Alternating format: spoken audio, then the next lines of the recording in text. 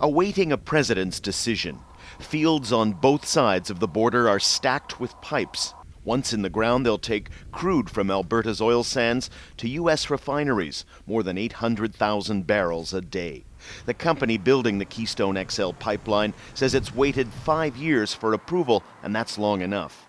The oil sand production is going from about 2 million barrels a day today to over 6 million barrels a day over the next 15 years.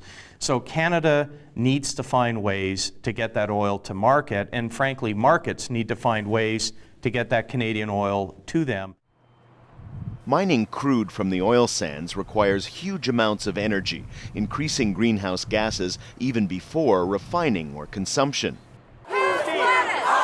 Environmentalists say the U.S. president's pipeline decision should be part of a much larger plan to cut carbon emissions.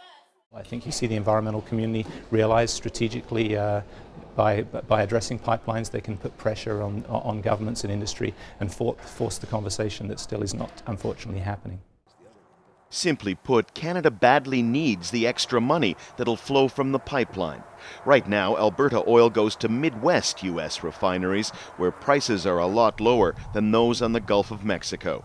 Billions of dollars a year are at stake, and shipping the oil by train or other means just doesn't have the same economic benefits for Canada. What Keystone will allow is for us to essentially double our production in the next 10 years. And that's important in terms of overall revenue, not only to the jurisdiction that I live in, Alberta, but also to the entire country. This is where the newest phase of Keystone begins, if President Barack Obama agrees. After delaying a decision during last year's election, he's under pressure to make up his mind soon. Depending on who you listen to, either the fate of Canada's economy or the future of the environment hinges on the outcome. By some estimates, nearly 70% of all North American oil either flows through here or is handled by one of the companies involved in the tanks and pipelines behind me.